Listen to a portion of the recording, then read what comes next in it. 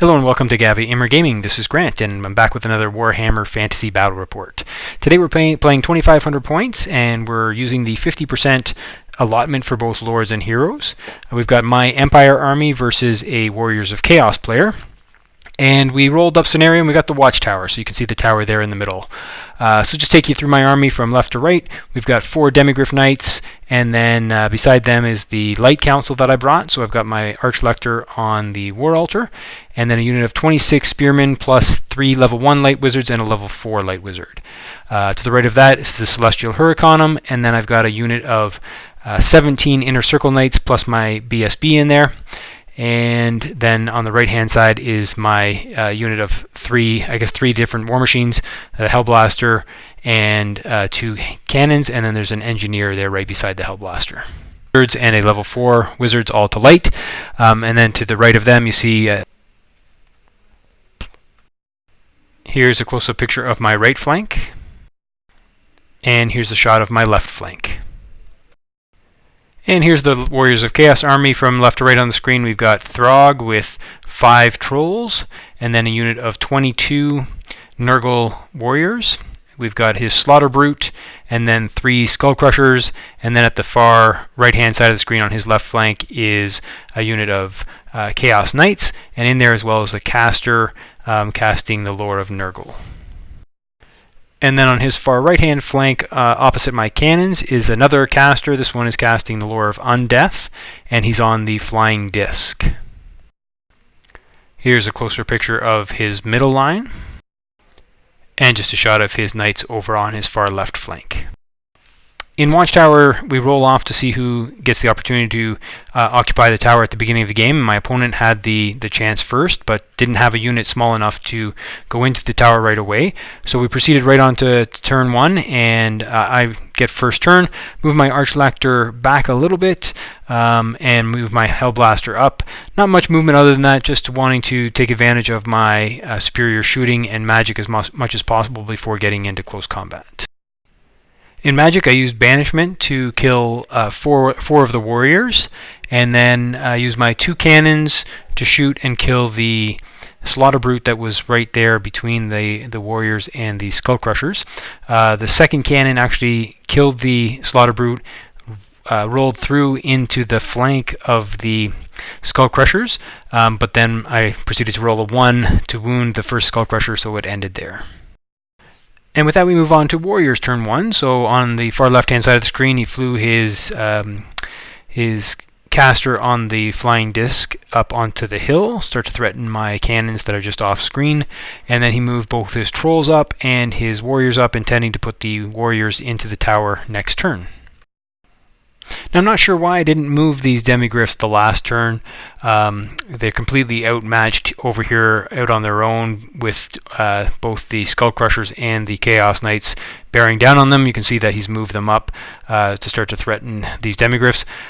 They also have the Flaming Banner, so really they would have been best off moving across last turn in front of the tower, having an opportunity maybe to go after Throg and his unit of Trolls in the future, but for some reason I didn't move them, and now they're stuck out here on their own. In Magic, the Undeath caster on the disc was able to summon 5 Hex Wraiths, and managed to place them right there in front of my cannons, so might get one last opportunity to shoot something with the cannons, but other than that, they're going to be dead. So in Empire turn 2, I thought about maybe swift reforming these Demigryphs and moving them over towards the tower, which I should have done in turn 1, but I realized I wouldn't be able to move far enough to really get out of the way of those Skull Crushers. Really what all it would do would be opening up my flank to them, so I just shuffled them back a couple of inches to make the charge from the Knights or the Skull Crushers a little bit more difficult, and then I also moved up my Huracanum to be in a better position to be with the Knights should they choose to charge the Throg's unit of Trolls my next turn. Magic was really nothing, but I did open up with the Hellblaster on his Warriors before they were able to get into the tower, and was able to kill 10. Unfortunately, my cannons didn't do anything, but those 10 dead Warriors will certainly help down the road. Warriors turn 2. Yeah, that's pretty much it for the cannons. His Hex Wraiths charge 1. His caster on the disc charges the other. And on this side, the Skull Crushers failed their attempt to restrain and had to charge the Demigryphs. They, of course, failed, needing an 11 or 12. And then his Knights just moved up into the position where you see them there. And I apologize. I must have, at some point, maybe the previous turn, used a banishment, because that unit of Knights is reduced. I think there was initially 8 or 10, and now it's down to 5, which is going to cause problems for me, actually, in the next turn. And here in the middle of the table, Throg attempted to charge in at the Knights, but failed. His Warriors of Chaos move into the tower, but as you can see, there's only 7 of them left. And I didn't get a picture of his magic, but he was able to use the Lore of Undeath and summoned a Can Wraith. That was also done with Irresistible Force, but the only result was the loss of 1 wizard level. I should also mention that the previous summoning that he did, where he got those 5 Hex Wraiths, that was also irresistibly forced, but he rolled a 7, and so there was no damage done.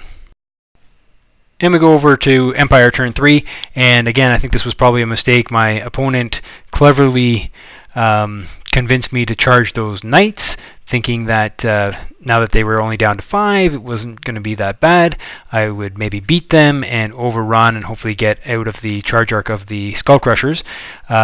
Not going to happen, obviously, and what I probably should have done is I would have only needed, I think, an 8 to charge directly past the Knights into the Skull Crushers, and whether I win that fight or not, I don't know, but certainly if I don't break these Knights, having those Skull Crushers come in on the 4 Demigryphs is not going to be good.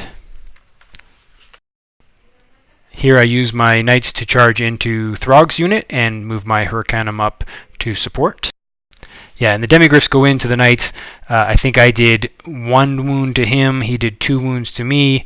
I have a banner. Not sure if he has a banner or not. Anyway, I think I ended up winning by 1. No, I didn't. I won just by having the Musician. It was a push, but I had a Musician. He needed a 7 to hold, and he made it. And in the combat here with the Knights and the Trolls, stupidly, I forgot to take advantage of the +1 to hit from the Hurricanum. Completely forgot about it. Was still able to win the combat by 2. On Leadership 8, he needed a 6. And story of the game so far, he makes that break check as well. In Warriors turn 3, the Skull Crushers go into the Demigryphs, and that's not good. His Hex Wraiths go into the Hellblaster, and there's the Can Wraith that he was able to summon in the last turn. He goes into my Master Engineer. And you can see him starting to measure. He hasn't actually moved the caster on the disc yet, but he moves up just in front of that dark blue part of the river which we were using as the bridge in the flank of my Hurricanum to threaten it. And you can see sort of the overall view of the left-hand side of the board there. And on the right-hand side, the Demigryphs lose, they flee, they get run down. He had to overrun with the Skull Crushers because they're frenzied. He failed to restrain with the Knights, and they overrun they pursue to where you see them there. Luckily for me, the Skull Crushers just landed 1 inch short of both my Bunker of Spearmen and the War Altar.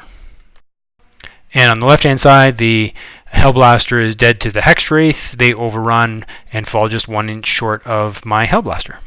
And my Engineer actually managed to survive. He took 1 wound, but held on the break check. And we move on to Empire turn 4. I move my Bunker of Spearmen up, hopefully to go after the tower, and move my Archlector up and around out of the charge arc of the Skull Crushers. Then cast Banishment on the 7 remaining warriors that were in the tower and kill them all. I think I rolled an 11 for my 2d6, and with high strength, no armor save, no ward save, able to clear out the tower. So looking good. Have an opportunity to move in next turn with those spearmen.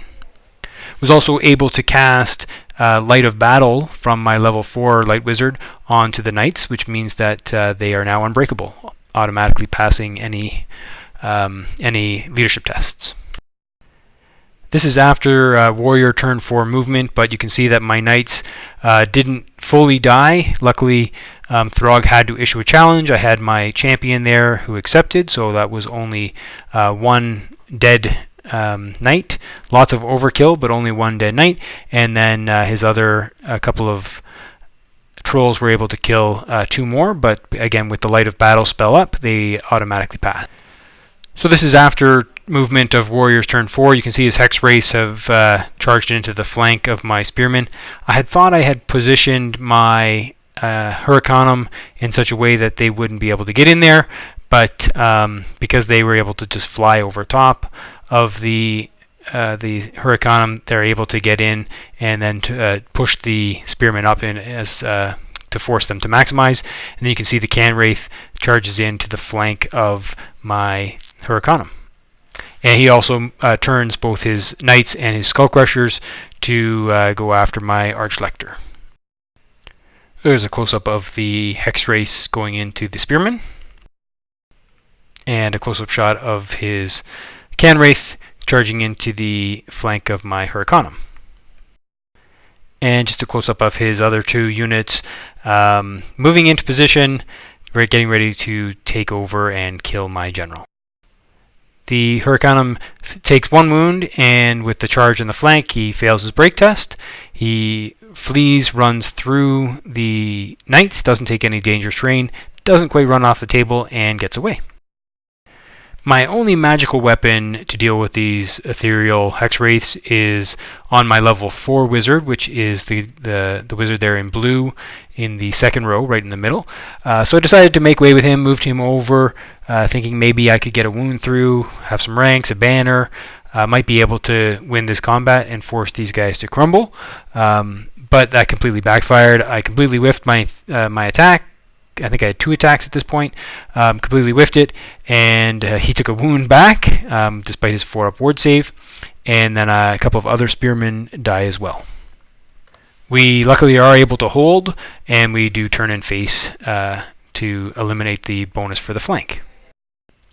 And then here Throg finishes off the Knights. And I forgot to mention that in the magic phase, prior to the close combat, he was able to summon 3 Vargulfs, and with the opportunity to place them anywhere on the table, he took advantage and put them right in the watchtower. So where maybe I would have had a chance if I was able to get out of combat with these Hex Wraiths, get my bunker into the watchtower, right now things do not look good. So this is a shot of the overall board after turn 4. Moving on to Empire turn 5. Didn't really get a good picture of it, but not much happened. I did move my Archlector on the War Altar around, again, out of the charge arc of his Skull Crushers. I did use it to cast Banishment on the Vargulfs in the tower and killed 1. And I win the fight against the Hex Wraiths this time, but I'm only able to crumble him by 1. So that's not great, but at least I won, and then my Hurricanum rallied. So in Warriors turn 5, there's a full-out assault on my bunker, and that is not good. And this poor lonely Can Wraith tells the rest of his army, "Don't worry guys, I got this all on my own." He goes in, charges into the Celestial Hurricanum. And sorry, a little bit of a blurry picture, but I wanted to put it in there because he chose to move his Vargulfs out and put Throg in, and just so he could say, "Throg is in the tower." And yeah, there's this. Obviously, my bunker was on double 1s. It wasn't quite steadfast. I think I only had 5 guys. He had his 3 Skull Crushers, so he had a full rank. I had a full rank. Double 1s. I flee, I get run down, everything pursues, and that pretty much is the end of the game. I only have my my Archlector on the War Altar left. We thought it was early, and even though my chariot can't technically charge the building, we said, you know, it's early, and it didn't really make sense that if the whole purpose of this game was to control the watchtower, my general is the only guy left on the table. He's obviously going to do something to try to win. So we said, okay, well, let's let him go ahead and charge the watchtower, and we'll let him just climb off his chariot and go in on his own. So that's what we did. Here is my Archlector up against Throg in the Watchtower. This is Empire turn 6. I do actually end up getting the Flaming Prayer off, Irresistible, and in combat I put 2 wounds on Throg. He fails his stubborn test, and he is forced to leave the building. So with a throng of warriors and vampires swarming around the Watchtower, my Archlector sits nice and comfortable inside, safe and sound. The Canwraith is able to finish off the Hurricanum. And in Warrior's turn 4, he has nothing facing the building, so the only thing he can do is to fly his Hex Wraiths over and do his ethereal damage. He does get 1 wound through on my General. And at this point we roll off to see if the game will end, but it doesn't, it continues. So in Empire turn 6, the only thing that happens is I get the Flaming Prayer off again. So in Warrior's turn 7, he chooses, instead of putting Throg in and his Trolls against the flaming attacks, he's going to charge with his 2 remaining Vargulfs. The rest of his army charges into my War Altar, which was abandoned by the Archlector when he went into the tower. They are able to do 2 wounds onto the War Altar, but it does survive and passes its break test. And the Vargulfs do 1 wound on the Archlector, leaving him only with 1 wound remaining. He does pass his break test, so he stays in the tower, and the Vargulfs push out. It's the end of turn 7. We roll a 5, and the game ends. So a victory for the Empire, sort of. So there you have it. We've got 1 remaining model on the table, the Archlector. He's standing in the Watchtower, and his mount, the War Altar, would have been killed in time, I'm sure, by the rest of his army. But other than just playing with the rules a little bit and allowing this guy to charge in, that was the only way I had any chance of winning sort of what I thought was going to be a suicide mission. I actually thought about just conceding much earlier on in the game, but then it was fun. We played it out, played with the rules a little bit, allowed him to charge in there, and he was able to survive. So lots of fun.